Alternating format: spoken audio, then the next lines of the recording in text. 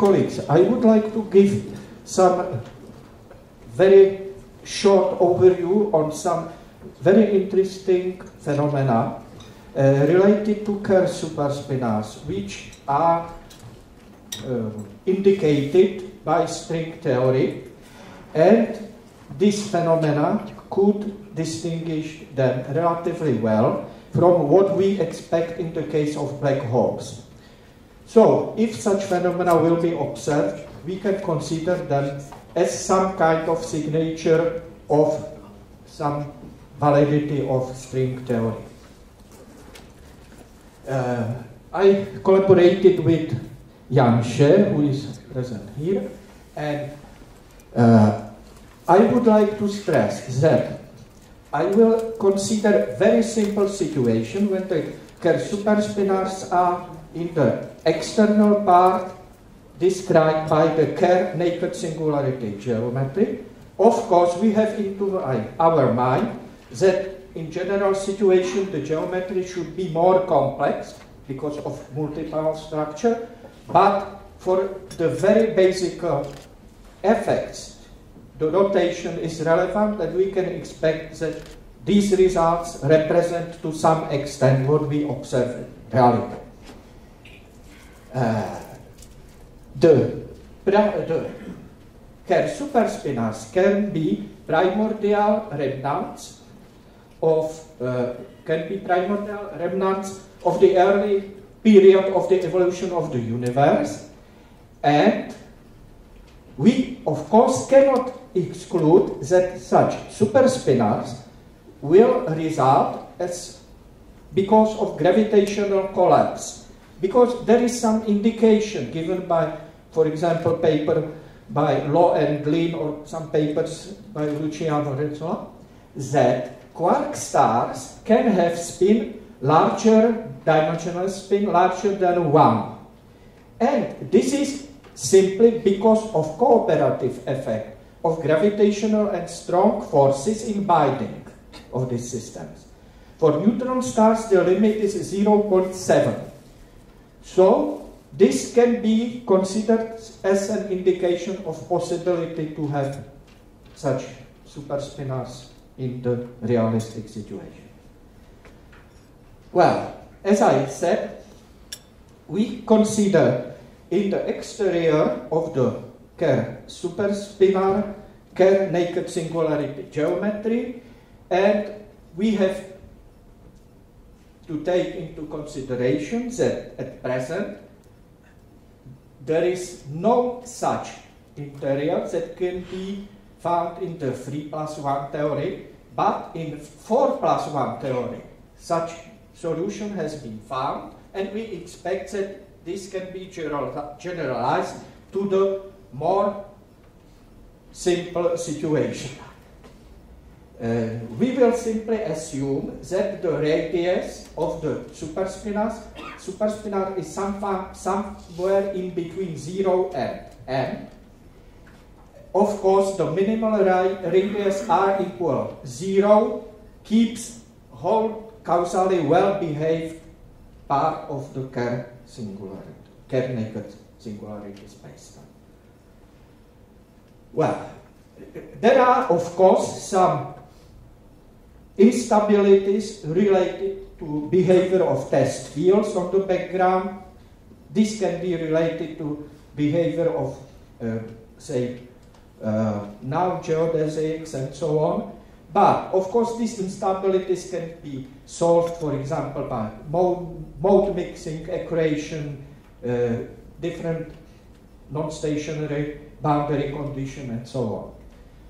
But there is classical instability which cannot be cancelled.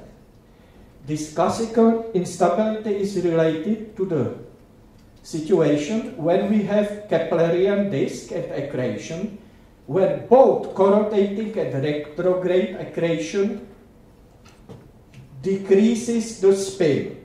So finally, such a Kerr superspinars must be converted into black holes, near extreme black holes. There is no other way. Well, so we will concentrate mainly on the situations related to the near-extreme Kerr superspinars, where the most extremal properties can be obtained. One of them is the efficiency of the accretion process, and you can see that the efficiency can go to 1.577, and you can compare this with the value 0.423 in the case of extreme black holes.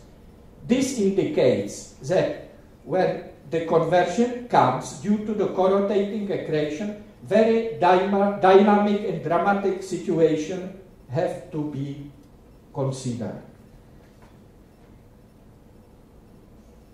Now, considering accretion in the critical, most efficient flow, accretion flow, so-called Eddington case, we can find that in this fastest case, the time for conversion time for the Kerr superspinar is 1.7 times 10 to 9 years. For retrograde accretion, it is by 2 orders smaller.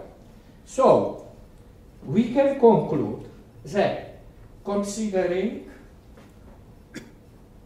situations when realistic accretion goes on, when the efficiency is smaller, the superspinars can survive to the era corresponding to the redshift 1, say, where satellite observatories like Athena, Loft, etc. could work quite well. Now, we will look for the physical effects giving distinct predictions in between Kerr superspinars and Kerr black holes, and we concentrate in optical phenomena, that means silhouette, Keplerian disk appearance, profile spectral lines, and the other case is ultra-relativistic particles that can be created in the ultra-high energy particle collisions. Now, I will simply recall. We are using simple Kerr geometry, simple Carter equations, and for optical phenomena, we will find the effective potential, which enables to clear very easily what is the cause of the new phenomena. And the cause is really very simple. In the case of black holes, there is a black hole horizon, and all the inside directed photons are reflected by the barrier or captured by the black hole. So this part of the effective potential is irrelevant. In the case of Kerr superspinars, the relevance of this part of the effective potential occurs, and we will obtain completely new phenomena in the appearance of the situation. I will show how it looks like. Another very relevant point is the existence of stable photon orbits, spherical photon orbits. That means we have photons that are trapped in this region, and in such a way we have, for example, quite natural explanation for reprocessing of radiation. That means you don't need lamp model to construct some profile lines, because you can obtain this situation by simple self-interaction of the disk radiation. So this is very important point. Now, considering the silhouette of Kerr superspinars, you will find that the situation is completely different from the situation corresponding to the black holes, and there is, what is the crucial point is the arc, which corresponds to the unstable spherical orbit, and the inside of this is dark region corresponding to the surface of the superspinar. We consider properties of the superspinar very similar to the black hole horizon properties, serving as one-way membrane, but in the case, if you, for example, consider perfect reflection of radiation, the results are not much different. Of course, not in this case of the silhouette, but no, it is even in the case of the silhouette because it is in front of the source of the radiation. Now, the shape of the silhouette depends, of course, on the angle and spin. And in the case of large inclination angle of the observer, the shape of the silhouette of the superspinar surface is changed in this way. So this is clear that having ability to look at these small regions, in the case of some very closely located source, you can see something like that very easily, and you can distinguish it very easily from the black hole case. Now, how looks appearance of Keplerian disks? Having this case, you can consider direct images or indirect images, and using standard situation, we demonstrate the modifications of the shape and the modification given by the frequency shift. So we assume that the source radiates monochromatically, and then the shape and the appearance of the Keplerian disks looks like that. Here we, for comparison, give the appearance for the canonical Kerr black hole with the spin 0.998, and now we keep the conditions that the inner edge is at the ISCO and the outer edge is at 20 M. And you can see how the appearance will be changed. What is the most relevant is that there is largest blue shift in this part of the rotating disk, and there is the secondary image of the disk which appears inside of the hole of the disk. Now you can follow how the shape of the disk changes when you increase the spin of the Kerr superspinar, and you can see how the internal part of the disk changes dramatically.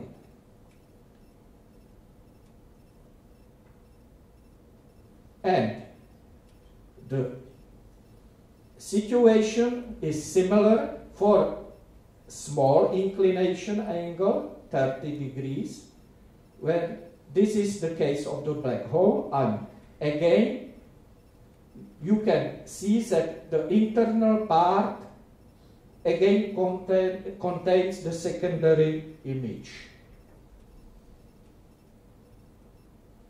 Now, the case of secondary image in the, for the Kerr black hole is dramatically changed again for Kerr superspinars, because you will obtain the internal image of the disk, and you can see here even the rainbow effect and so on.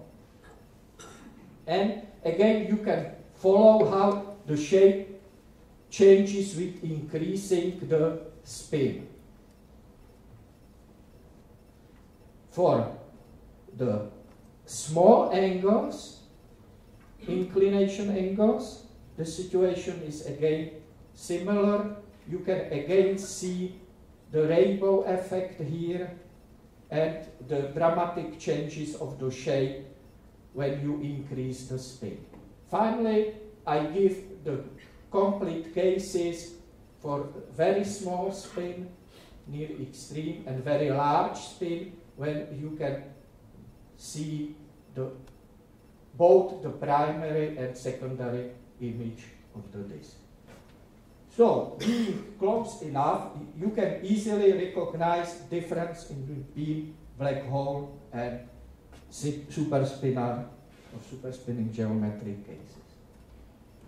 Well, now, how looks the situation with the trapped photons which can make the reprocessing of the radiation? You can see that the region of trapped photons, which is shaded, the dark corresponds to the captured photons, but the trapped photons, the region of the trapped photons increases with decreasing of the spin, and it can be very large and very relevant for physical phenomena occurring inside such a disk, in the internal part of the disk. Now we can demonstrate the phenomena in the case of profile spectral lines, and this is of special interest in the relation to the primordial Kerr superspinars, because in this case it is not necessary to have this source very close to us. The profile lines can be measured even for large distances. Doing so, we can compare the differences. The main difference which occurs in the case of radiating Keplerian rings is related to the fact that besides the standard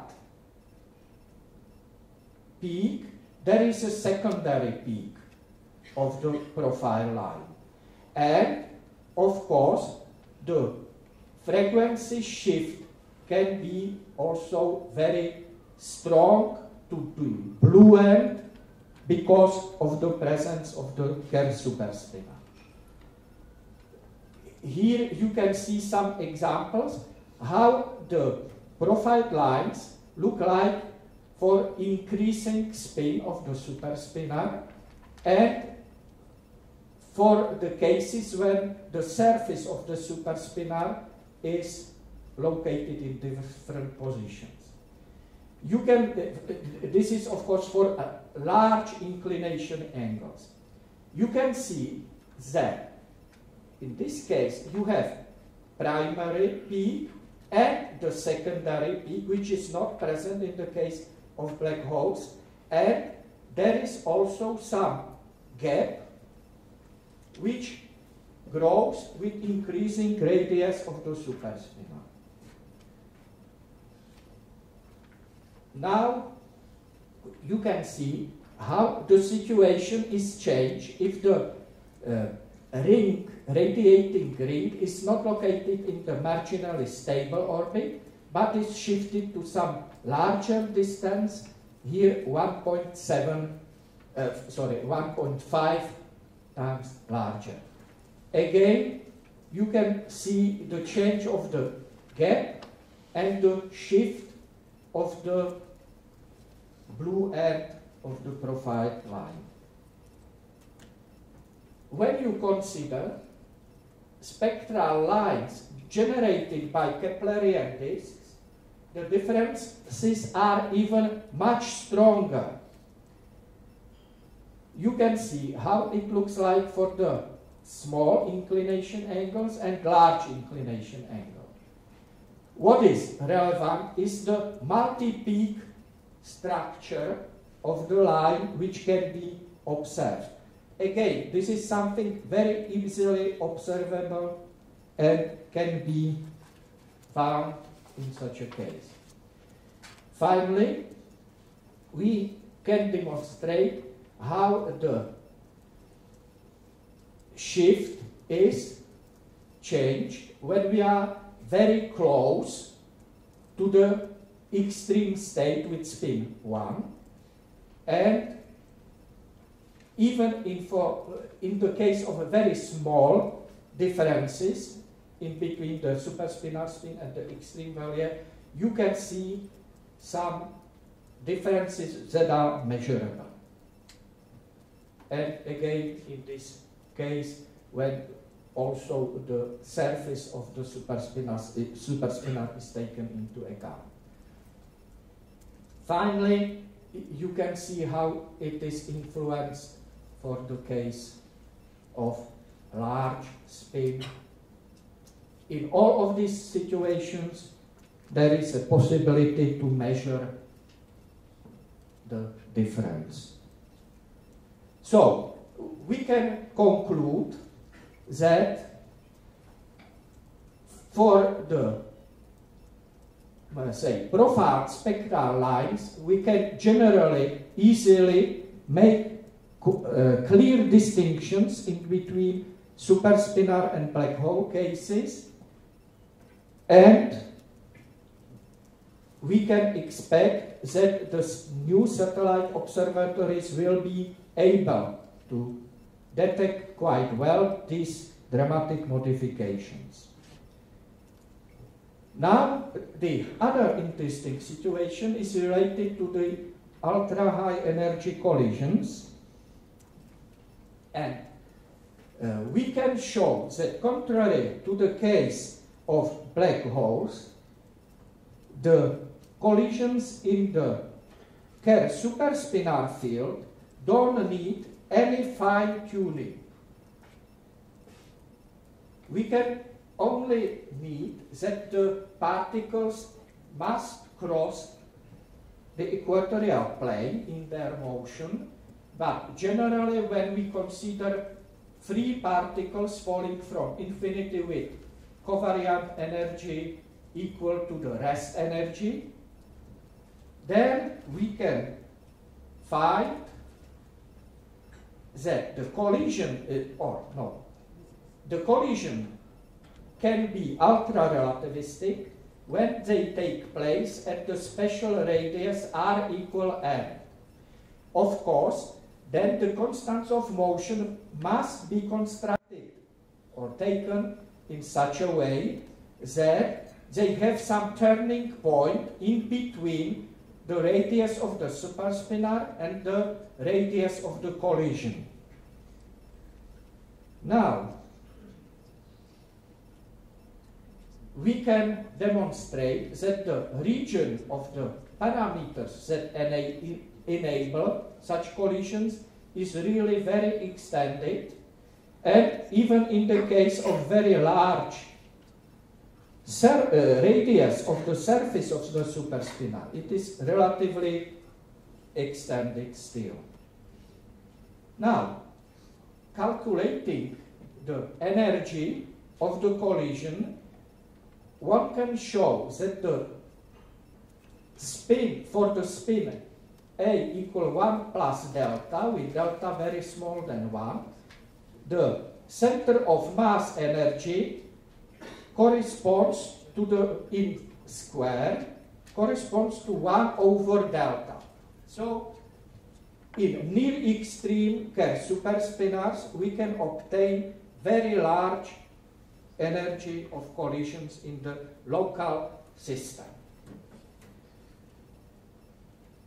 The maximal value is given here, and when you consider the simplest situation of collisions of radially falling and outcoming particles, then you will find this simple relation. Making some illustration, we can demonstrate how the energy depends on the latitude where the collision occurs and on the parameter delta. So the dependence of the latitude is in the order 1, but with decreasing delta, the energy increases enormously. What is relevant is what we can observe at infinity. Because we are not able to observe what is going locally, we must obtain information at infinity. So, it is necessary to find how many products of the collision can escape to infinity and what is the frequency shift of these products. Fortunately, in the case of superspinars, we have something that is working extremely efficiently in contrast to the case of black holes, when almost nothing, of course, can escape from vicinity of the horizon to infinity. So, we consider the simplest situation of particles that are radially colliding, falling and moving in inverse direction, and we can consider that ultra-relativistic particles or high-energy photons are created, and it is quite enough to calculate how the escape cone looks like and what is the distribution of frequency shift inside of the escape cone.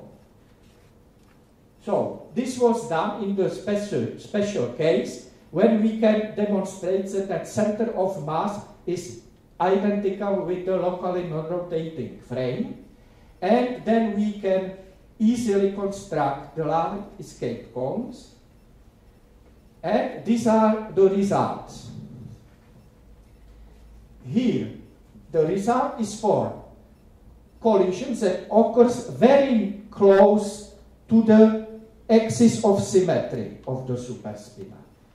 This is the middle region, and this is the region which is very close to the equatorial plane. If the spin is 1 plus 8 times 10 minus 4, that is, it is intermediate value, you can see very interesting distribution, and here you can see that there is even some blue shift of the radiation. Now, when you getting smaller a, 10 to minus 2, you can see dramatic change here in the case of collision near the axis of symmetry, because it is starting to be similar to the situation around the black hole. Only very limited part of the photons can escape, and the frequency shift goes down. Nevertheless, there is still, in the case of 85-degree position, there is still blue shift of some photons. And now we can go to the very relevant near extreme case, when the spin is 1 plus 10 to minus 7, and the energy of created particles is really ultra high. Now you can see for the spin, for the angle 5 degrees, almost nothing escapes, only radially directed photons can escape, and you can see very large redshift. Simply, situation is really extremely similar in what we observe in black holes. For the middle case, there is still some region of escape and in the center and on the edge, but the redshift is 0.1. Well, but really dramatic situations remains in the case of near equatorial collisions, because there is still very large region of escaping particles and photons, and what is the most relevant, there is redshift, but very small redshift.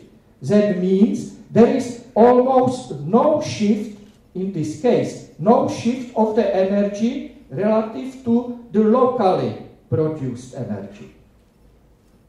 This is something that cannot occur in the case of black holes, because in the case of black holes, Marek Abramovich and his colleagues have shown that the factor of efficiency is only 1.5, say, not 10 to 7. So, now, what is the reason for this phenomenon? These are regions of the, I forgot to mention, these are the regions of the escaping and captured photons. So escaping region is still large, while for small angles, the escaping photons disappear. That's clear. So we can conclude that the Kerr superspinning geometry is really very efficient accelerator of particle collisions, even if related to infinity. But there is one question. What is the cause of the large efficiency? We can show that both non-existence of the horizon and the strong rotation effect are necessary. We have considered very simple situation of ultra-high energy collisions of particles in spherically symmetric Kychagias svetsos, that means hořava, naked singularity spacetime, and we consider again ultra-relativistic collisions at the same surface as in the Kerr geometry. And now, so we have used standard geometry, standard situation. Maybe this could be weak point of this, because considering ultra-high situation, we can expect some modification of non-Lorentzian behavior. But at this moment we forget about this because it is not relevant.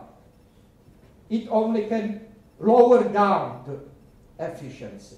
It cannot rise up the efficiency. And then, using the standard equations of motion, we consider a very simple situation of radial collisions of this kind, when the motion is radial, and the collisions when the motion is axial, purely axial. That means the particles are colliding at the turning points. Very simple situations. And in both cases, the result of the squared center mass energy is equal 4m squared divided by the metric coefficient. Of course, when we have metric coefficient very close to the situation corresponding to the near extreme case, we obtain here the parameter delta as before. And now, how the situation looks like to the distant observers. This is what is locally observed, and in order to find the information related to the distant observer, we have to consider the redshift factor. But the redshift factor is simply squared f. You can see here that for near extreme situation at the point of collision, the f factor goes to 0. And we can write it extremely simply. Then the energy of the photon at Re equals a cm over 2, and it is equal to this. But at infinity, the energy of the photon is equal by this formula. This is cancelling, and what remains is simply m.